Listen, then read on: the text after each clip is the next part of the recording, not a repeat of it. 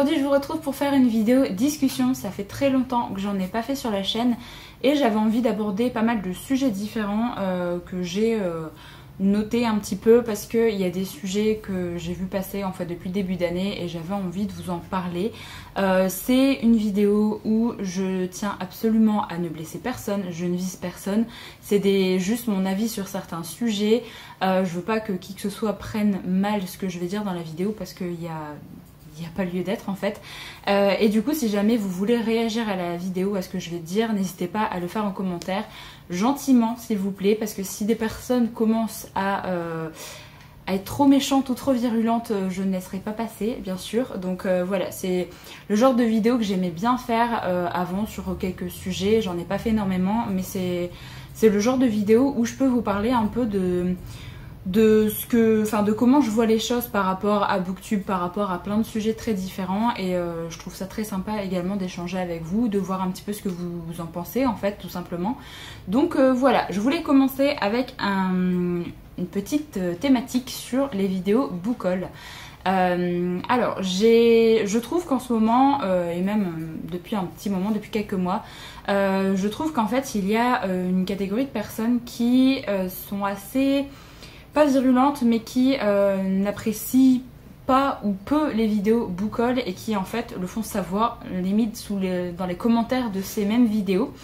Donc je pense que les personnes les regardent quand même mais commentent et disent en fait que les vidéos book haul sont des vidéos inintéressantes, que c'est uniquement pour faire étalage de nos achats, que du coup ça pousse à la consommation et notamment quand une personne reçoit des services presse, que du coup c'est uniquement pour montrer ce qu'on a reçu en mode regardez ce que j'ai eu et ce que vous avez pas. Donc déjà faut juste remettre un peu les choses dans le contexte, c'est que les vidéos book haul c'est quand même les vidéos sur toutes les chaînes, j'ai envie de dire, c'est les vidéos les plus regardées. Donc c'est quand même qu'il y a un public derrière, que les gens aiment bien ce genre de vidéos. Moi-même j'adore en faire parce que j'aime bien en fait faire un bilan un petit peu de ce qui est rentré dans ma bibliothèque pendant un mois par exemple. Généralement je fais des book hauls mensuels et du coup c'est des vidéos que j'adore regarder aussi parce que du coup ça nous permet de voir des nouveaux titres, des anciens titres, de balayer plein de genres très différents. Si vous suivez des chaînes qui lisent des genres très différents, par exemple,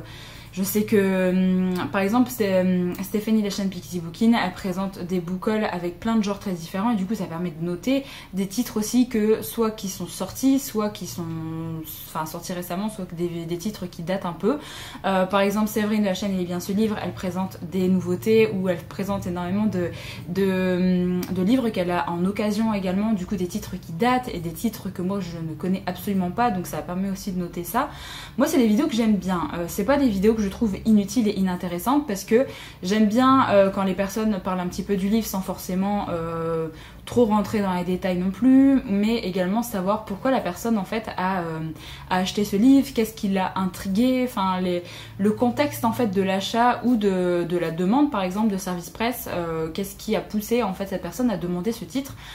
C'est quelque chose que j'aime bien, donc en fait je comprends pas pourquoi on a ce côté étalage d'achat. Alors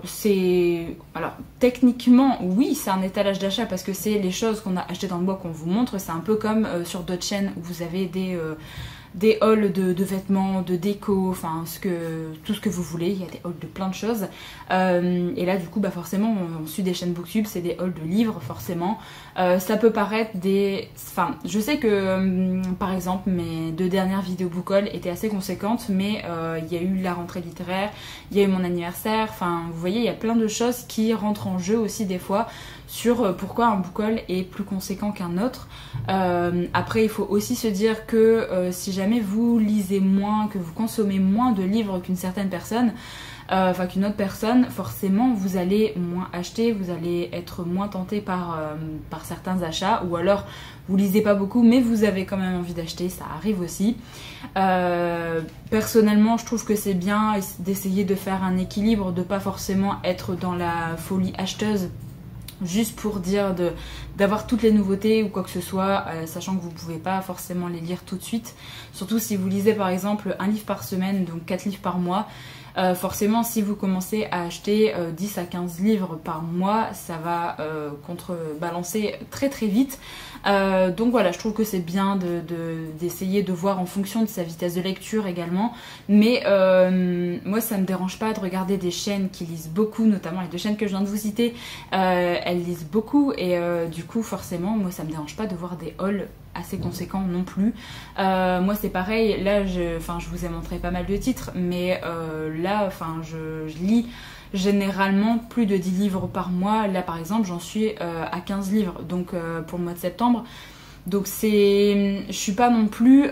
trop dans l'achat et réception par rapport à ce que je peux lire, par rapport à vraiment mes habitudes livresques. Et je trouve aussi que des fois le fait de lire beaucoup, on a des personnes qui sont pas forcément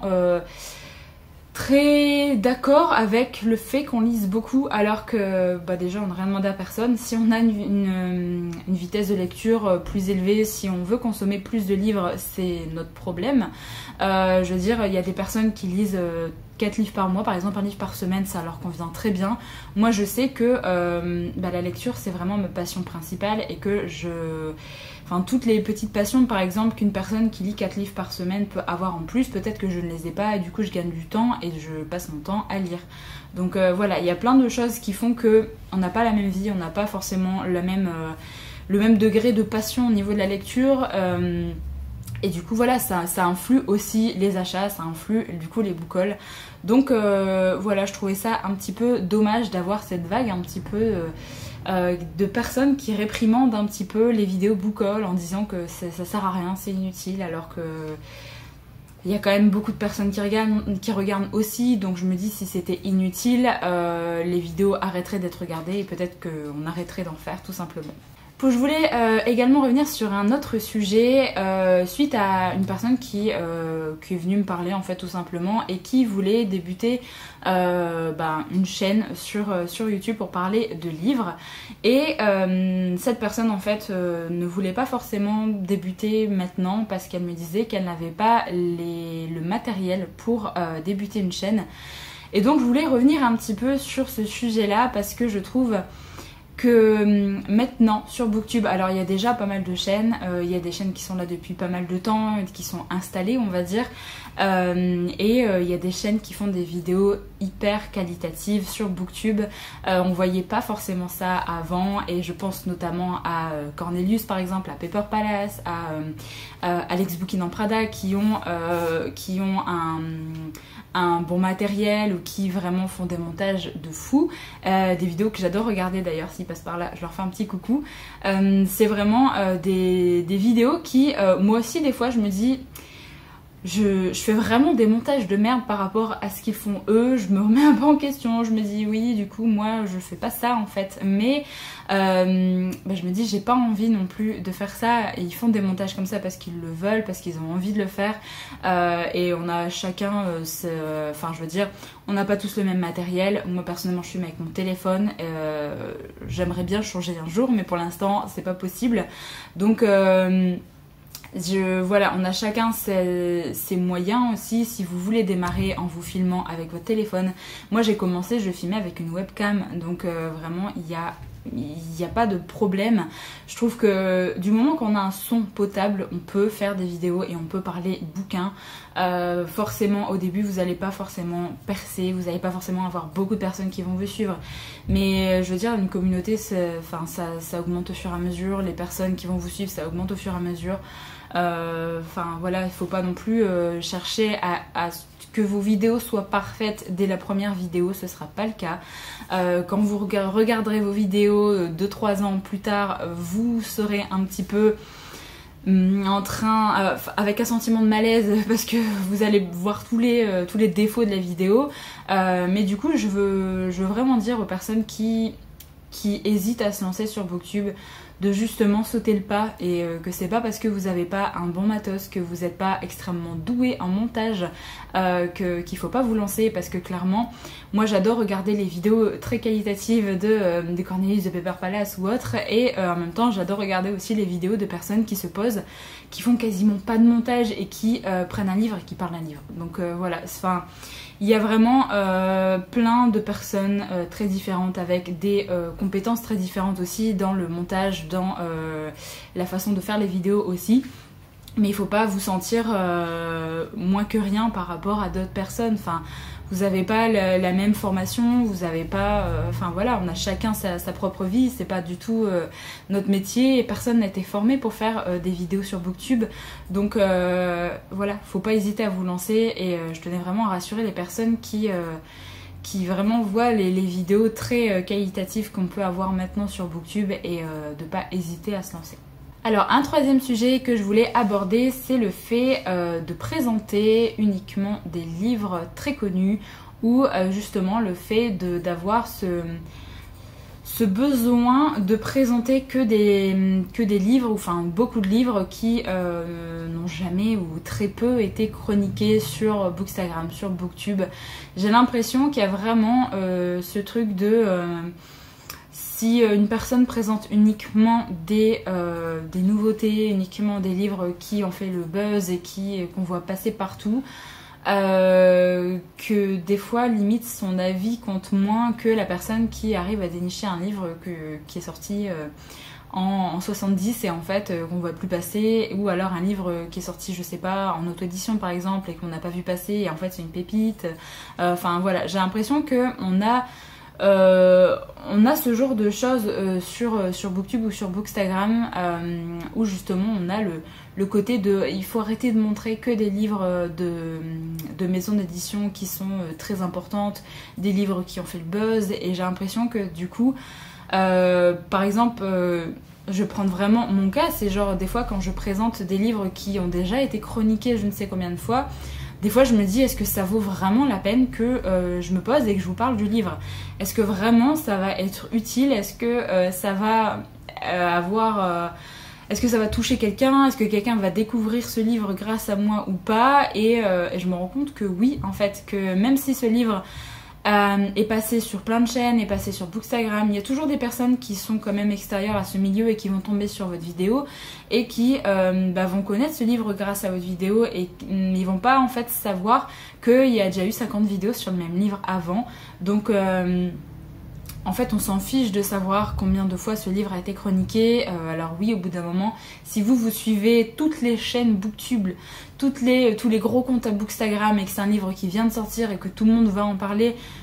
oui, c'est normal d'en avoir marre de voir ce livre chroniqué partout. Moi-même, des fois, quand il y a un livre qui vient de sortir et que j'ai envie de lire, bien sûr, je lis pas tous les avis en fait. Je laisse les avis de côté et je vais voir quelques avis une fois que j'ai lu le livre, pour justement savoir si on a pensé la même chose du bouquin, l'avis de la personne, enfin voilà. Je trouve que c'est intéressant aussi de mettre en avant des livres qu'on voit peu et des livres qui ne sont pas forcément... beaucoup mis en avant, notamment quelques auto-édités ou des livres qui datent de pas mal d'années, mais en fait j'ai pas envie qu'on vienne à critiquer les personnes qui lisent que des livres connus en fait, parce que au final on chronique des livres mais on lit un peu ce qu'on veut, et du coup je trouve qu'on part des fois dans une direction de la personne lit que des livres connus, bah ça sert à rien que j'écoute ses avis, c'est pas intéressant, enfin voilà, ce genre de choses. Donc voilà, un petit peu pour ça, n'hésitez pas à me dire un petit peu ce que vous en pensez aussi, mais j'ai pas envie qu'on dénigre un petit peu les avis des gens qui lisent que des livres très connus juste parce que c'est des livres qui ont déjà été chroniqués en fait. Ensuite, je voulais vous parler également d'un sujet qui a été au centre de l'actualité de Booktube et Bookstagram, surtout depuis le début d'année, c'est-à-dire le boycott de certaines maisons d'édition, notamment deux maisons d'édition. Je pense principalement à Brajlon avec l'affaire de Stéphane Marsan, et notamment à De Saxus avec leurs problèmes de traduction et la façon dont ils ont amené les choses suite à un post Donc voilà, ces deux maisons d'édition ont beaucoup fait parler d'elles dans ce début d'année et en fait il y a eu vraiment une vague de personnes qui ont été assez virulentes. Là pour le coup je peux sortir le mot sur justement le fait qu'il faille boycotter ces maisons d'édition et du coup dans le même temps pas juste le fait de se dire moi je vais boycotter les maisons d'édition parce que du coup ça représente pas ce que moi je veux et du coup je veux plus avoir affaire avec ces maisons d'édition là, mais aussi le fait de critiquer les personnes qui ne le font pas. En fait c'est surtout ça moi qui m'a dérangée, c'est de voir que certaines personnes qui voulaient boycotter les maisons d'édition, ce que je peux comprendre totalement, en fait s'en prennent aux personnes qui justement ne le font pas. Personnellement moi j'ai choisi de ne pas le faire parce que l'affaire de Stéphane Marsan a été prise en charge par la justice et que du coup le fait de se dire je vais boycotter Brajlon qui est du coup un grand groupe, sachant qu'il faudrait boycotter Brajlon, Milady, Hauteville et j'en passe, tous les sous-maisons d'édition. Techniquement si vous voulez boycotter ce groupe en fait c'est techniquement impossible si vous aimez la lecture, enfin clairement dans ces cas-là vous lisez que en VO, dans ces cas-là vous avez la possibilité de lire en anglais et si jamais vous aimez le genre de l'historique, des cozy mystery, de la fantasy, de la science-fiction aussi, ben en fait ça vous empêche de découvrir certains titres juste parce que vous avez boycotté ce groupe-là, ce qui est énorme, pour l'affaire justement de Stéphane Marsan. Je remets absolument pas en cause les personnes qui l'ont fait, je le rappelle, je tiens à ce qu'on soit gentil dans les commentaires parce que chacun est libre de faire ce qu'il veut. Mais du coup j'ai trouvé que c'était, moi personnellement je trouve que c'est très compliqué de boycotter une maison d'édition qui est aussi grosse que ça. Et du coup comme l'affaire était dans les mains de la justice, et là vous avez très certainement vu passer l'affaire comme quoi il a été dégagé justement du groupe Brajlon, il n'est plus co-directeur, je crois que c'est ça qu'il était, Stéphane Marsan. Du coup j'ai trouvé que en fait le fait de boycotter la maison d'édition par exemple et le groupe avec Brajlon, c'était pas forcément pour moi je veux dire la meilleure des idées, sachant qu'il y a énormément de personnes qui travaillent dans ce groupe là, il y a énormément de personnes que ce soit dans chaque maison d'édition en fait, il y a énormément de postes et de personnes qui pouvaient pâtir justement de ce genre de boycott et également les auteurs qui ont été édités chez eux qui bah du coup certaines autrices ont été déjà malmenées par cette personne, donc je vois pas pourquoi est-ce qu'on pêcherait aussi sur les ventes de leurs bouquins, justement essayer de les soutenir de cette façon-là aussi. Voilà, en fait je trouve que c'est bien de vouloir boycotter la personne en tant que telle, mais là vu que ça touche un groupe et que ça touche plein de maisons d'édition et que ça touche beaucoup de personnes autres qui n'ont absolument rien à faire avec cette histoire, moi j'ai préféré justement ne pas boycotter cette maison d'édition parce que ben ça mettait trop de personnes dans le même panier pour juste un mec qui a fait de la merde en fait. Donc voilà, c'est aussi pour ça que j'ai choisi de pas forcément boycotter cette maison d'édition. Chacun est libre de faire ce qu'il veut, je le rappelle. Et pour ce qui concerne De Sexus par exemple, c'est une maison d'édition qui est assez jeune, qui du coup a un rythme de parution très élevé et qui a eu des gros problèmes de traduction parce qu'en fait de ce qu'on a appris c'est qu'ils n'avaient pas forcément un groupe à eux, ils prenaient beaucoup de personnes extérieures pour faire les traductions au fur et à mesure de leur parution. Et en fait ce que moi j'ai pas forcément apprécié, c'est surtout hormis le fait qu'il y a eu un livre par exemple à Dupré de Guenièvre, je vous en ai parlé, la traduction était vraiment pas terrible, il y avait des coquilles, il y avait plein de choses qui n'allaient pas dans ce roman et apparemment dans d'autres romans que je n'ai pas lus il y avait également ce genre de problème. Hormis le fait qu'il y avait la traduction comme ça et qui du coup touchait le consommateur, ce que j'ai moins aimé moi c'était la façon dont ils avaient amené les choses avec le poste justement où ils pointaient du doigt la personne qui avait techniquement mal fait la traduction alors que c'est tout un système que la maison d'édition met en place pour finaliser le livre, pour justement corriger les dernières épreuves avant de mettre le livre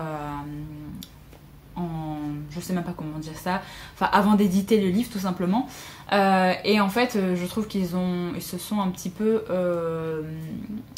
ils se sont pas forcément excusés, enfin ils se sont excusés par la suite, mais du coup ils ont juste pointé du doigt la personne qui avait fait la traduction et j'ai vraiment trouvé ça très très nul de leur part. Après ils ont essayé de modifier justement les problèmes qu'ils avaient eus, donc voilà, c'est aussi le fait de se dire il y a des titres qui sont traduits en français, des titres qu'on attendait énormément, et du coup j'avais quand même envie de découvrir ces titres, même si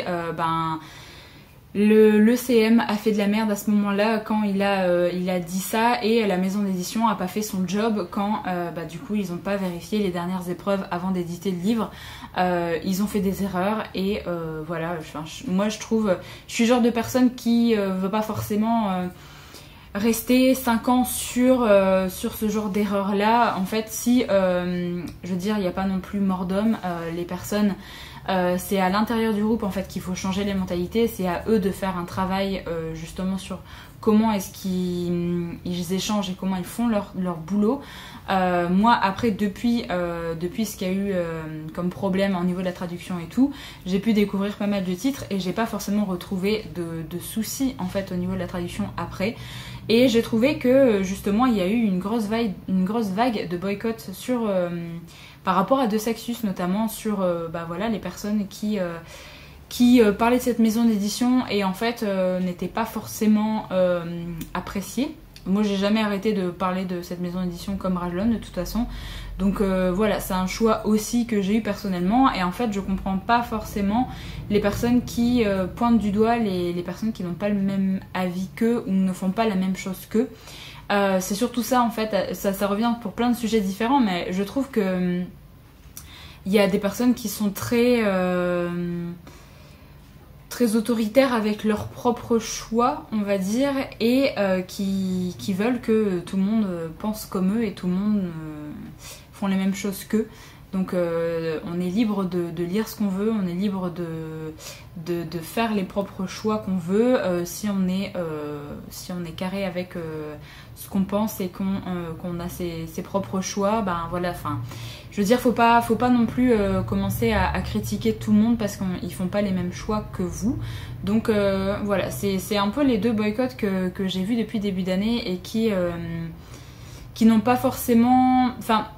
qui étaient pour de bonnes raisons, clairement. Je soutiens absolument pas ce qui s'est passé avec les deux maisons d'édition,